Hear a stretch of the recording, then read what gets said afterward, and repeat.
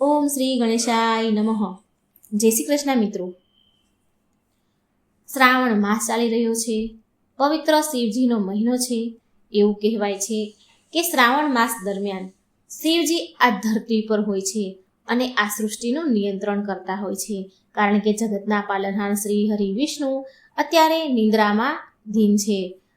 ચતુર્માસ દરમિયાન શ્રી હરિ વિષ્ણુ નિંદ્રામાં જતા રહે છે, એટલે આ સમયે સૃષ્ટિનું સંચાલન શિવજી કરે છે. તો આ શ્રાવણ માસમાં શિવજીની કથાઓ, ભક્તિ, પૂજાપાઠ કરવાનો ખૂબ જ મહિમા છે અને અનેક ગણું ફળ મળે છે. અને કથાઓ સાંભળવાથી મિત્રો મન શુદ્ધ થાય છે, આપણા પાપ બળીને ભસ્મ થાય છે અને આપણને શાંતિ મળે છે. તો મિત્રો આજે આપણે સાંભળીશું પવિત્ર ભગવાન શિવજીની કથા. એક બ્રહ્મ રાક્ષસને મુક્તિ મળી. ભગવાન શિવ દ્વારા એમની મુક્તિ થઈ. તો ચાલો ઓમ નમઃ શિવાય બોલો મારી સાથે અને શાંતિથી પૂરા મનથી આ વાર્તા સાંભળો. અને જો મિત્રો વિડીયો સારો લાગે તો લાઈક કરજો, શેર કરજો અને મારી આ ચેનલમાં જો તમે નવા હોય સબસ્ક્રાઈબ જરૂર કરજો. અને કથા સાંભળ્યા બાદ કોમેન્ટ બોક્સમાં ભગવાનનું નામ પણ તમે જરૂર લખી દેજો. હર હર ભોલે, હર હર મહાદેવ. ભોળાનાથ દ્વારા બ્રહ્મ રાક્ષસના ઉદ્ધારની કથા. પૌરાણિક કથા અનુસાર ઇક્ષ્વાકુ વંશમાં અનેક પ્રતાપી રાજાઓ થયા હતા. આ કથામાં પણ એક ઇક્ષ્વાકુ વંશના રાજાની કથા છે. આ રાજાનું નામ ઇષ્ટમિત્ર હતું. તે બહુ મોટા મહાન રાજાઓમાં તેની ખ્યાતિ હતી.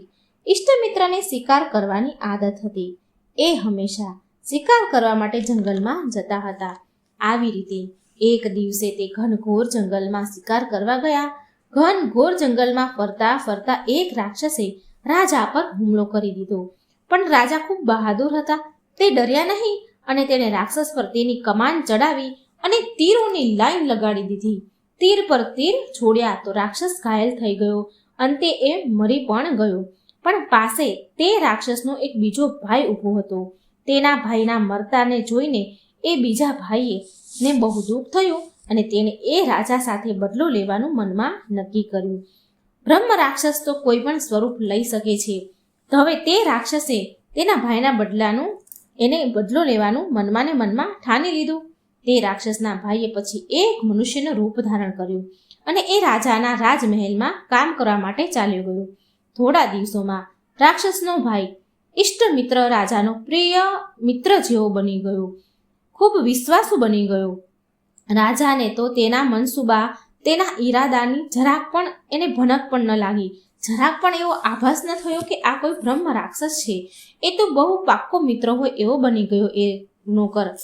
તે રાક્ષસ મનુષ્યનું રૂપ ધારણ કરીને રસોઈમાં કામ કરવા લાગ્યો. એક દિવસ રાજાના પિતાજીનું શ્રાદ્ધ હતું. હવે એ સમયે રાજા ઇષ્ટમિત્રએ મહાન મુનિ વશિષ્ઠ તથા ઘણા બધા મુનિઓને શ્રાદ્ધ માટે જમવા માટે આમંત્રિત કર્યા. હવે આ એક બાજુ બધા જ રસોયા કામમાં વ્યસ્ત હતા અને આ જે બ્રહ્મ રાક્ષસ સ્વરૂપમાં માણસ હતો એને કોઈને ખબર ન પડે એવી રીતે તેણે એક મનુષ્યનું માંસનું પકવાન બનાવી દીધું. જ્યારે વશિષ્ઠ મુનિ ને બધા જમવા બેઠા, વશિષ્ઠ મુનિ જમવા બેઠા તો ભોજનમાં મનુષ્યના માંસના એમણે ટુકડા જોયા. વશિષ્ઠ મુનિ બહુ ક્રોધે ભરાયા. તેમણે રાજાને શ્રાપ આપ્યો કે હે રાજા, તું તો બહુ દુષ્ટ છે. તે તો ઘોર પાપ કર્યું છે. તે મારા ભોજનમાં માંસના ટુકડા પીરસીને મારું અપમાન કર્યું છે. હું તને શ્રાપ આપું છું કે તું બ્રહ્મ રાક્ષસ બની જઈશ. પ્રિય ભક્તગણો, રાજા ઇષ્ટમિત્રને આ વાતની કોઈ જાણ જ ન હતી કે ખરેખર કોઈ અને માંસના ટુકડા પીરસ્યા છે.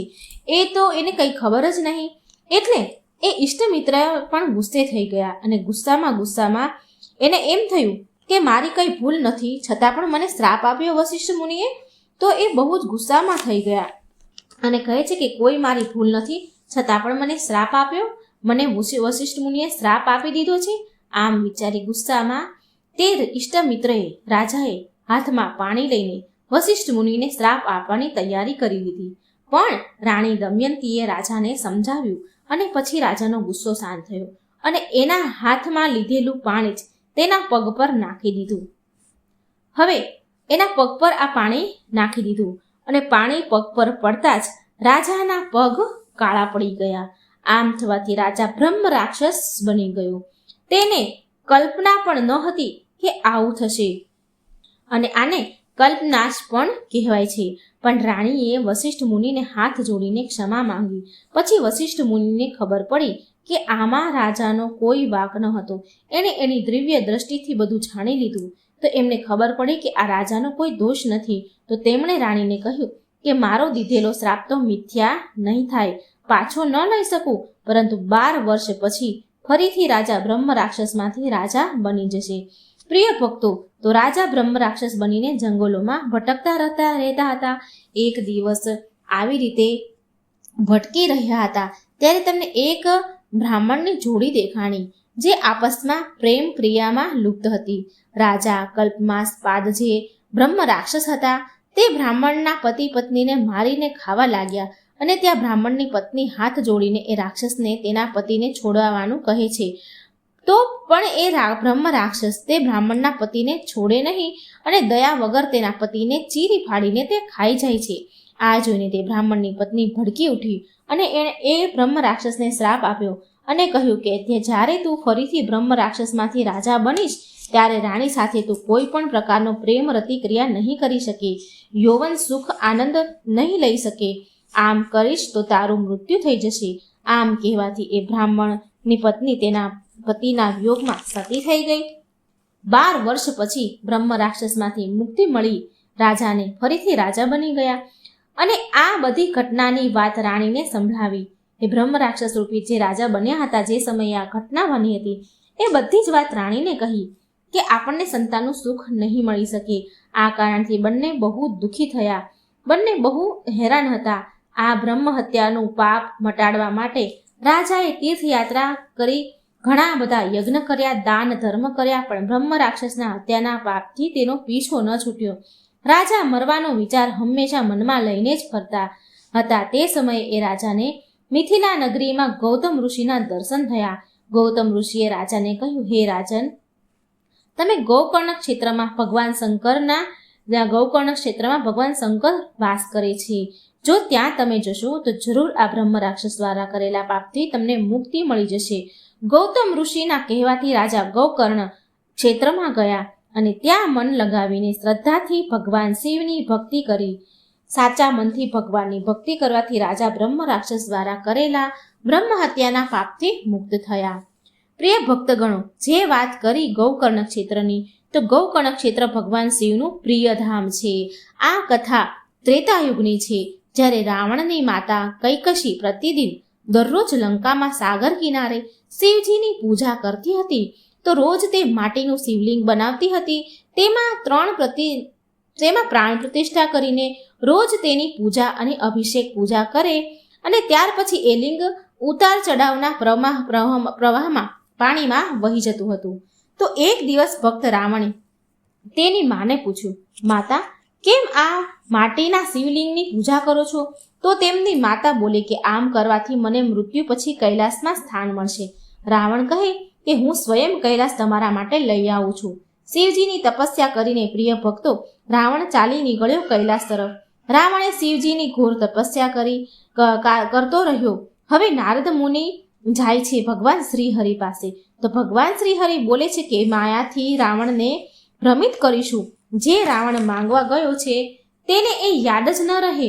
અત્યંત તપસ્યા કર્યા પછી જ્યારે ભગવાન શિવ પ્રગટ ના થયા તો શક્તિશાળી રાવણ તેના સશસ્ત્ર હાથોથી સ્વયં કૈલાસને ઉઠાવે છે.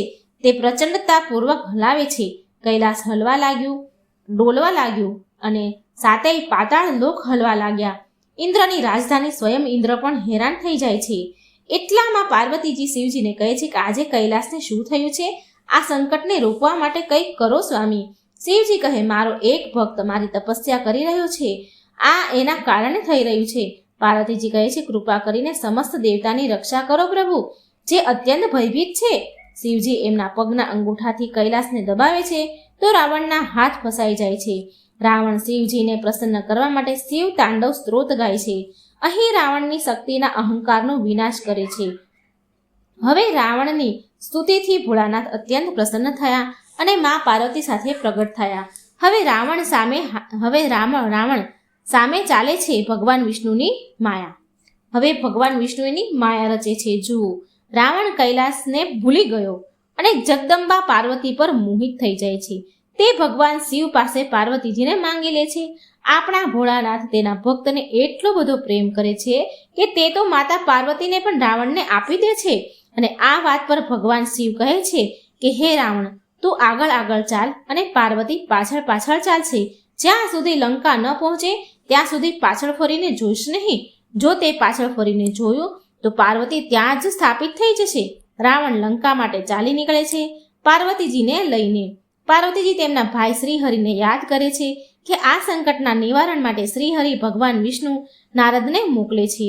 જ્યારે રાવણ ગોકર્ણ પહોંચે છે તો નારદજી તેમની વાતોને માયાના જાળમાં ભ્રમિત કરી દે છે રાવણને કે રાવણ, કેવી કદરૂપી ભયંકર સ્ત્રીને તું લઈને જાય છે? રાવણ કહે કે આ તો વિશ્વ સુંદરી છે, જગદંબા પાર્વતી છે. નારદજી તેના પર હસે છે અને કહે છે કે જરાક પાછળ ફરીને તો જુઓ. એટલે રાવણ પાછળ ફરીને જુએ છે તો પાર્વતીજીએ ભદ્રકાળીનું રૂપ ધારણ કર્યું હતું. જેવું જ તેમણે પાછળ ફરીને જોયું તો ભદ્રકાળીના રૂપમાં ગૌકર્ણમાં માં પાર્વતી ભદ્રકાળીના રૂપમાં ત્યાં સ્થાપિત થઈ ગયા, જેમ શિવજીએ કહ્યું હતું. પછી નારદજી બોલ્યા, હે રાવણ, તું આટલો દુઃખી ન થા. અસલી પાર્વતીજીએ પાતાળ લોકમાં માયાસુરના ઘરે જન્મ લીધો છે, જેનું નામ મંદોદરી છે. રાવણ ચાલી નીકળ્યો પાતાળ લોક અને માયાસુર સાથે યુદ્ધ કર્યું અને તેને પરાજિત કરી બધાને તેમની દીકરી મંદોદરી સાથે વિવાહ કરે છે. વિવાહ પછી એ લંકામાં લઈ આવે છે. રાવણની માતા તેને પૂછે છે કે વિવાહ તો બરાબર છે, પરંતુ તું ક્યાં કાર્યથી ગયો હતો? જે કાર્ય માટે ગયો હતો તે તો તે કર્યું જ નહીં. કૈલાસને અહીં લાવવાનું હતું, એ તો દેવતાઓએ તને ભ્રમિત કરી દીધો. ભગવાન વિષ્ણુએ હવે પછી લક્ષ્યને પૂરું કરીને જ આવજે. રાવણની માતા કૈકસીએ રાવણને આવું કહ્યું. હવે રાવણ ફરીથી કઠોર તપસ્યા આરંભ કરે છે. શિવજીને ખબર હતી કે તે શું માંગવાનું છે, માટે તે પ્રગટ નથી થતા. પરંતુ આ માત્ર રાવણ ભક્તના હઠથી ભોલેનાથ પ્રગટ નથી થતા. તો ત્યારે તે એક એક કરીને તેના માથા કાપવા લાગે છે. રાવણ એક એક માથા કાપવી અને હોમવા લાગે છે હવનમાં, અને તે માથું ભોળાનાથને અર્પણ કરે છે. ભોળાનાથથી હવે આ જોઈને રહેવાતું નથી. હવે કરે શું? રહેવાયું નહીં અને પ્રગટ થયા અને રાવણને વરદાન માંગવાનું કહે છે. રાવણ કહે છે કે તેની માતા માટે કૈલાસ પર્વત જોઈએ છે, જેનાથી મારી માતાને મૃત્યુ પછી કૈલાસ પ્રાપ્ત થાય. ભોળાનાથ બોલ્યા કે એ હેતુથી કૈલાસ લઈ જવાની કોઈ જરૂરત નથી રાવણ તારે.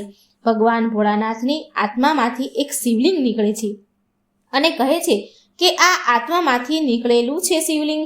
આ શિવલિંગ સાક્ષાત શિવ સમાન છે. આ શિવલિંગને લંકા પહોંચ્યા પહેલા નીચે ના મૂકતો, નીચે જરા પણ રાખતો નહીં. રાવણ ખુશ થઈને એ આત્મલિંગ લઈ લે છે અને દેવતાઓ તો ફરી પાછા હેરાન પરેશાન થઈ ગયા કે જો રાવણ આત્મલિંગ લઈને લંકા પહોંચી જશે તો તે વિજય થશે, દિગ્વિજય થઈ જશે, તો એને કોઈ પરાજિત નહીં કરી શકે. નારદ મુનિ તેનું નિવારણ કરવા હેતુ એનું નિવારણ માટે શ્રી ગણેશ પાસે ગયા. ગણપતિજીની મદદ કરવા માટે કહ્યું. ગણપતિજી મદદ માટે તૈયાર થઈ જાય છે. આ બાજુ રાવણ ગૌકર્ણ પહોંચ્યો ત્યારે શ્રી ગણેશ એક બાળકનું રૂપ લે છે અને ગાય ચરાવવાનું બહાનું કરીને તેમની લીલા કરે છે. એ સમયે નારાયણ શ્રીહરિ તેના સુદર્શન ચક્રથી સૂર્ય ભગવાનને ઢાંકી દે છે. રાવણને લાગ્યું કે સૂર્યાસ્ત થઈ ગયો, હવે પૂજા સંધ્યાનો સમય થઈ ગયો. તે બાળક રૂપી ગણેશને કહે છે કે તે પૂજા કરવા માટે સાગર કિનારે જઈ રહ્યા છે. ત્યાં સુધી તે થોડી વાર આ આત્મલિંગ પકડી રાખે અને આને નીચે ન મૂકવું. રાવણ સાગર તરફ પૂજા કરવા માટે જાય છે. જેવો જ રાવણ સમુદ્રમાં પૂજા આરંભ કરે છે, ગણપતિજી તેની લીલા આરંભ કરે છે અને પછી ઉતાવળે રાવણને 3 વાર પોકારે છે અને આત્મલિંગ ધરતી પર મૂકી દે છે. આ તરફ દેવતાઓએ ફૂલોની વર્ષા કરી ગણપતિજી ઉપર. રાવણ સમજી ગયો કે દેવતાઓનું કાર્ય થઈ ગયું છે, તેમનું ષડયંત્ર પૂરું થઈ ગયું છે. રાવણ બહુ વેગથી, બહુ જોરથી ભાગીને આવ્યો અને ગણપતિજીને પકડે છે અને માથા ઉપર જોરથી મારે છે. ગણપતિજીને વાગે છે. આ કારણથી ગણપતિજીની મૂર્તિને ગૌકર્ણમાં તેના શીશ પર એક ખાડો, એક ગોબો પડેલો છે કપાળમાં, એનું નિશાન છે. તે રાવણના બળના કારણે તેમનું નીચેની તરફ છે અને હાથ નાના થઈ ગયા છે. રાવણ તેની સમસ્ત શક્તિથી તે આત્મલિંગને ઉઠાવવાની કોશિશ કરે છે, પરંતુ નથી ઉઠાવી શકતો, ઉખાડી શકતો નથી. શિવલિંગનો આકાર ગાયના કાન સમાન થઈ જાય છે. બહુ જોરમાંથી અને શિવલિંગ ઉખાડતા શિવલિંગનો આકાર ગાયના કાન સમાન થઈ જાય છે. આ કારણથી આ સ્થાનનું નામ ગૌકર્ણ થયું. રાવણે લિંગને ઉઠાવવા ન શક્યો અને તે લિંગને મહાબળથી ઉપાધિ લીધી. એ શિવલિંગને બહુ બળ કર્યું ને જ્યારે શિવલિંગ ઉપડ્યું નહીં, એટલે એ શિવલિંગને મહાબળની ઉપાધિ દેવામાં આવી છે. માટે તે આત્મલિંગને ગૌકર્ણ મહાબળેશ્વર કહેવાય છે. રાવણે ક્રોધમાં આવીને આત્મલિંગની સમસ્ત સામગ્રી જે આત્મલિંગને ઢાંકેલી હતી તેને ફેંકી દીધી. કપડું, દોરો, જુદી જુદી સામગ્રીઓ હતી તે અલગ અલગ જગ્યામાં ફેંકી દીધી. એટલે તે અલગ અલગ 4 વિભિન્ન લિંગોમાં સ્થાપિત થઈ ગઈ. જે સામગ્રી એણે ફેંકી એ બધી લિંગોમાં સ્થાપિત થઈ. પહેલું ગૌકર્ણ મહાબળેશ્વર લિંગ, બીજી લિંગ સજેશ્વર જ્યાં લિંગની દિવ્યતા પડી હતી, ત્રીજું ધોરેશ્વર જે દોરો લિંગ સાથે બંધાયેલો હતો, જ્યાં એ દોરો પડ્યો ત્યાં ધોરેશ્વર શિવલિંગ પડ્યું, જ્યાં લિંગનું ઢાંકણ પડ્યું હતું ત્યાં પણ એ શિવલિંગ બન્યું. પ્રિય ભક્તગણો, અંતમાં ભગવાન શિવ, માતા પાર્વતી, સમસ્ત દેવી દેવતા આ 5 ક્ષેત્રમાં આવે છે અને તેને પંચક્ષેત્ર નામ આપે છે. ગૌકર્ણ એક એવું સ્થળ છે સમસ્ત પૃથ્વી પર જ્યાં શિવનું વાસ્તવિક લિંગ છે. શિવજીના આત્મામાંથી એ લિંગ પ્રગટ થયેલું છે, એટલે શિવજીનું સાક્ષાત સ્વરૂપ આત્મલિંગ ત્યાં છે. ગ્રંથ કહે છે કે સમસ્ત તીર્થોની સાથે મનુષ્યને એકવાર ગૌકર્ણ આવવું જોઈએ દર્શન માટે. તો એકવાર પ્રેમથી બોલો, જય શિવ શંકર, શિવ શક્તિની જય, હર હર ભોલે, ઓમ નમઃ શિવાય. પ્રિય ભક્તો, હવે આપણે સાંભળીશું મહાદેવ અને માતા પાર્વતીની કીડીઓની બહુ દુર્લભ કથા. આ કથા અનુસાર એકવાર પાર્વતીજી ભગવાન શિવ સાથે પદયાત્રા માટે નીકળ્યા હતા. વિશ્વ ભ્રમણ કરવા માટે નીકળ્યા હતા. વિશ્વમાં અનેક સ્થાન પર ફર્યા. માતા પાર્વતી થાકી ગયા અને ભગવાન શિવને થોડી વાર વિશ્રામ કરવા માટે કહ્યું. ભગવાન શિવ કહે વિશ્રામ કરવાની અનુમતિ આપે છે અને તે બંને એક પીપળાના ઝાડ નીચે બેસી ગયા અને થોડી વાર પછી ભગવાન શિવ પડખું ફરીને સૂઈ ગયા. પણ મા પાર્વતીની નજર એક કીડીઓ ઉપર હતી, જેના કીડીઓના ટોળા હતા એના ઉપર પડી.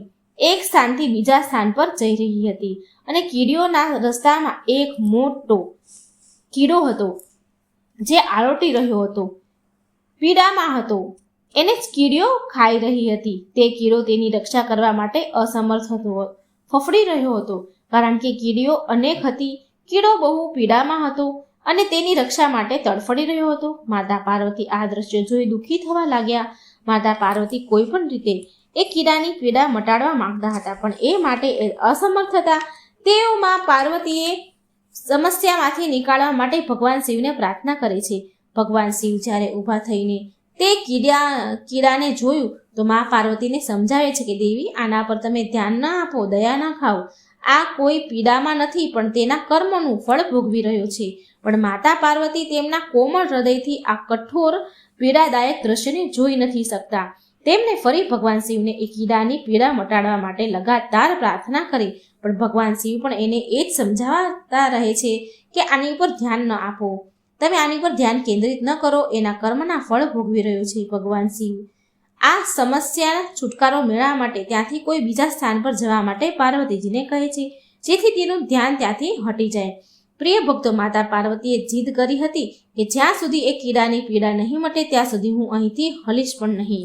ભગવાન શિવને સ્ત્રી હઠ સામે મજબૂર થઈને એ કીડાની પીડા મટાડવી જ પડી. ભગવાન બોલ્યા, પાર્વતી ઠીક છે, હું આનું કષ્ટ મટાડી દઉં છું, પણ જો આ કોઈ ગડબડ કરશે તો પછી મને કોઈ દોષ ન આપતા. આગળ જઈને કંઈ તકલીફ થાય તો મને કહેતા નહીં. માતા પાર્વતીએ કહ્યું, સારું પ્રભુ, પહેલા તમે એની પીડા તો મટાડો, હવે શું થાય. ભગવાન શિવને તો શ્રી હઠ સામે પાર્વતીજી સામે ઝૂકવું જ પડ્યું. એમની વાત માની ભગવાન શિવ એમની એ શક્તિઓથી તે કીડાને રાજા અને કીડીઓને તેની પ્રજા બનાવે છે અને એના માટે બહુ સુંદર નગરી બનાવી દીધી, જેમાં રાજાનો આલીશાન મહેલ હતો. હવે ભક્તો, આ કથાને ધ્યાનથી સાંભળજો. હવે અહીં એ રાજાની વાસ્તવિકતા શરૂ થઈ. જે કારણથી તેને એક કીડાના રૂપમાં પીડા મળી હતી. જ્યારે નગરી બનીને તૈયાર થઈ ગયું તો ભગવાન શિવે રાજાને જે કીડો હતો તેને કહ્યું કે હવે તું તારું રાજપાટ સંભાળ, હું જાઉં છું. પણ રાજા તેના વ્યવહારથી બહુ ઘમંડી અને દુરાચારી ચરિત્રહીન વ્યક્તિ નીકળ્યો. તેણે માતા પાર્વતીની સુંદરતા જોઈને તે મોહિત થઈ ગયો. તેના હાથ પકડી લીધો અને ભગવાન શિવનું એ કહીને અપમાન કર્યું કે તું એક યોગી છો, વનવન ભટકવા વાળો એક સાધારણ બ્રાહ્મણ, ભલા તારી સાથે આટલી સુંદર સ્ત્રી કેવી રીતે રહી શકે?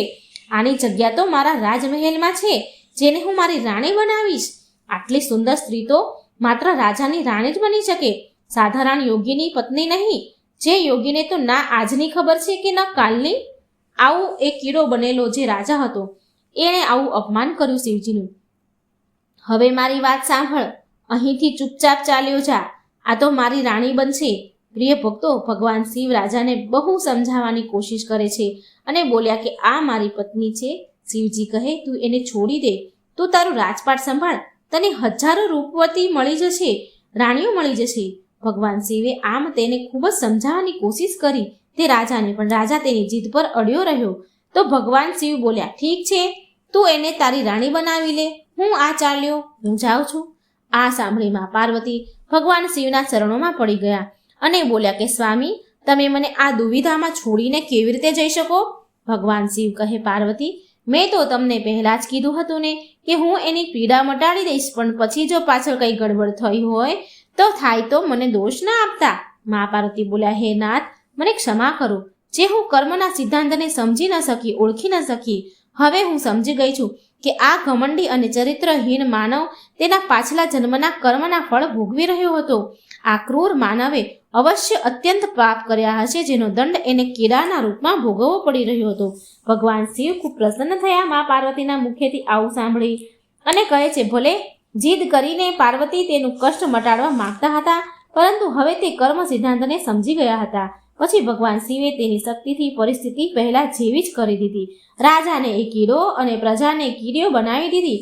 રાજાને કીડો બનાવી તેના કર્મનો સિદ્ધાંત પર છોડી દીધો.